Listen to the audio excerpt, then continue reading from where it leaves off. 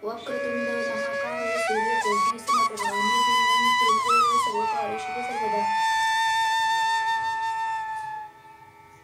ओम भूर्भुवस्सुः तस्सवितुर्वरेण्यं भर्गो देवस्य धीमहि धियो यो नः प्रचोदयात्।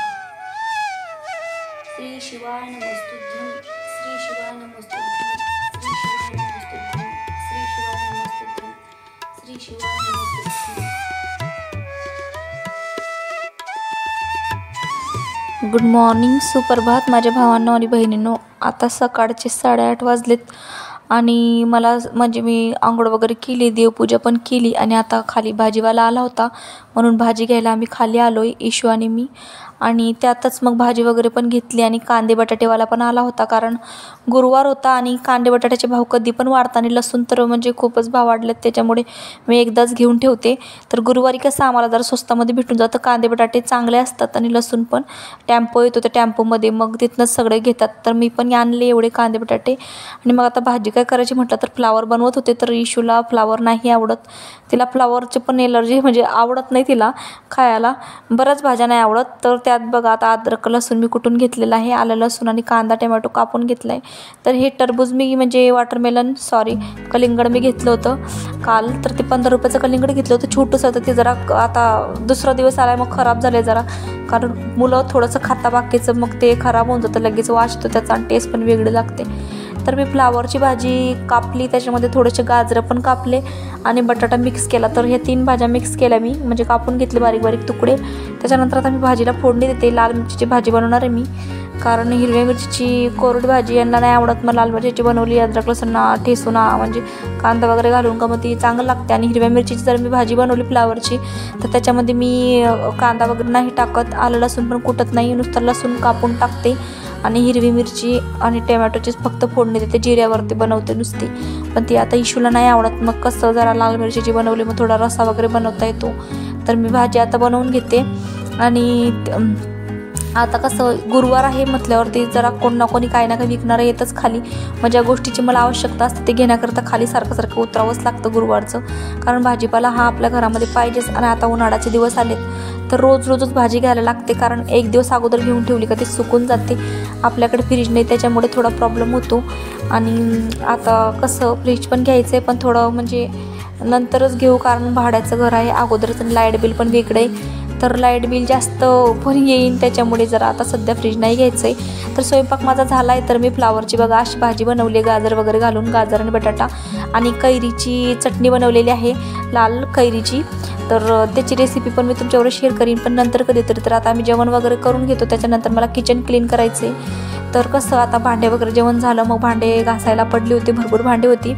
तर माझा स्वयंपाक झाल्यावरती मी खिडकी बंद केली होती, ती खिडकी मी आता उघडली, म्हणजे बाहेरच्या बाजूने पण मागच्या बाजूने पण सगळं पॅक आहे, तरी पण थोडीफार हवा येते, मग तिथं जरा बरं वाटतं काम करताना हवा आली। मग मी सगळं म्हणजे एवढे उरलेलं जेवण असतं तेवढं काढाकाढ करून घेते आणि काढल्यानंतर भांडे वगैरे लगेच घासून घेते, म्हणजे संध्याकाळचं मला तेवढंच काम कमी असतं। आणि मी संध्याकाळपर्यंत भांडे नाहीच ठेवत शक्यतोवर, कारण बरोबर नाही वाटत आपल्या इथं कोण पण कधी पण येऊ शकतं म्हणून। भांडे भरपूर पडले होते, ज्या घरात लहान मुलं असली त्या घरात भांडे भरपूरच पडतात, खूप भांडे पडतात घासायला। आणि गुरुवार असल्यामुळे पाठीमागचे माणसं पण बरीच आहेत घरी, म्हणजे फॅमिली वगैरे आहे आमच्या पाठीमागच्या रूममध्ये, फॅमिलीच आहे आणि बॅचलर पण आहेत 2-3 रूमा, पण सगळे घरी असतात गुरुवारी, कारण लोकांना कंपन्यांना सुट्टी असते गुरुवारचे सारखे लाईट जाते, त्याच्यामुळे सुट्टी देतात कंपन्यांना। मग बरेच लोक आता पहिल्यापासूनच हे नियमच आहे का गुरुवारची कंपन्यांना सुट्टी असते सगळीकडे, भोसरी साईडला पण आणि इकडं पण। तर पुण्यामध्ये शक्यतो गुरुवारची सुट्टी असते आणि रविवारची पण कुठल्या कंपनीला असते।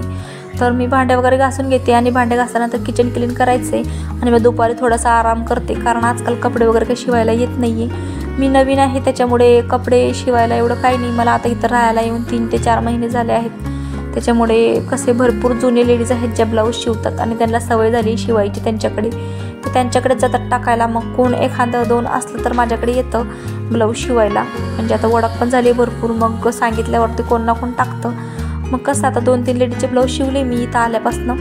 मग आता जरा जुन्या साईडचे जिथं आम्ही अगोदर राहायचो म्हणजे जुन्या घरी तिकडची लेडीज मला भरपूर ओळखतात, माझ्याकडे टाकायची पण ब्लाऊज. पण आता तिकडची इकडे नाही येऊ शकत कारण खूप लांब आहे. मी तिथून इकडं राहायला आले तिकडं. मग कसं आहे कोणी पण जवळच शोधतं, लांब जास्त नाही जाऊ वाटत कोणाला पण. आणि मेन म्हणजे मधल्या साईडला आहे तर रिक्षा वगैरे नसतात, त्याच्यामुळे प्रॉब्लेम होतो.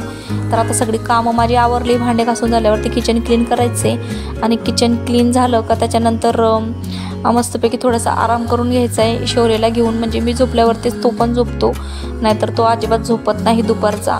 आणि माझे आता कामं आवरून झाले आणि माझा आता विचार चालला आहे दुसरं चॅनल ओपन करायचा. आता ह्या यूट्यूब म्हणजे ह्या चॅनलवरती आता सबस्क्रायबर झालेले आहेत कंप्लीट. तर आता दुसरं चॅनल ओपन करायचं, पण कॅटेगरीचा विचार चालला आहे का कुठल्या कॅटेगरीचा करायचा. कारण व्लॉगचं आता हे केलेलं आहे तर दुसरं पण व्लॉगचं नाही करून जमणार. मग दुसरं कुठल्या तरी कॅटेगरीचं करेन आता चॅनल ओपन. तर आता माझं किचन क्लीन झालं आहे, गॅस वगैरे मी पुसून घेतला आहे. खूप म्हणजे आपण फोडणीवर देतो भाजीला तर खूप असं उडतं शिंतोडे पण, मग ते पण मी पुसून घेते. फरशी थोडी वरपर्यंत पुसून घेते, त्याच्यानंतर किचन वटा स्वच्छ करून घेते. आणि एकदाचा किचन क्लीन झालं का आता संध्याकाळपर्यंत किचनमध्ये यायला नको आणि आपण बघत पण नाही संध्याकाळपर्यंत किचनला. त्याच्यामुळे मी एकदाच सगळं करून घेते आणि निवांत झोपायला म्हणजे किचन क्लीन झालं का निवांत असं आराम करू वाटतं. दुपारच्या वेळेस काहीच टेन्शन नसतं, सगळे कामं झालेले असतात. मग डायरेक्ट संध्याकाळी आराम करून झाल्यावर ते संध्याकाळचा स्वयंपाक असतो. इशूला शाळेतनं आणायचं असतं आणि मग तिकडनं आले का येतानाच मी भाजी वगैरे काहीतरी घेऊन येते नसली तर. आणि मग येताना भाजी आणली का तेव्हा मग नंतर स्वयंपाकाला लागते. तर 8 वाजेपर्यंत माझा संध्याकाळचा स्वयंपाक पण होऊन जातो आणि 9 वाजेपर्यंत आमचे जेवणं होऊन जातात. म्हणजे माझं आणि शौर्याचं इशूचं. कधीतरी मी लवकर जेवून घेते, नाहीतर मला 10 वाजतात जेवायला, कारण इशूचे पप्पा 10 वाजेपर्यंत घरी येतात. आणि माझं सगळं पुसून झाल्यावर ते गॅस वगैरे मी कसं थोडं आज घासणीने घासलं होतं, थोडे तेलकट असे लाल मिरचीचे वगैरे शितोडे उडले होते म्हणून. मग कसे मी दर रविवारीच असं क्लीन करते साबणाने घासून वगैरे. पण आता कसं थोडं घाण झालं होतं म्हणून करून घेतलं आज पण. आणि मग एक वेळा फडका पिडून त्याच्यावरनं फिरवून घेतला. आणि आता सगळं काम आवरलं आहे माझं, मी निवांत आराम करणार आहे. तर आजचा ब्लॉग तुम्हाला कसं वाटलं ते मला कमेंट करून सांगा. आणि आवडल्यास लाईक करा व्हिडिओला आणि चॅनलला सबस्क्राईब नसेल केलं तर सबस्क्राईब करा. असं सपोर्ट जसं आतापर्यंत केलं तसं पुढे पण करा. आणि चला मग नेक्स्ट व्हिडिओमध्ये भेटूया, तोपर्यंत बाय बाय.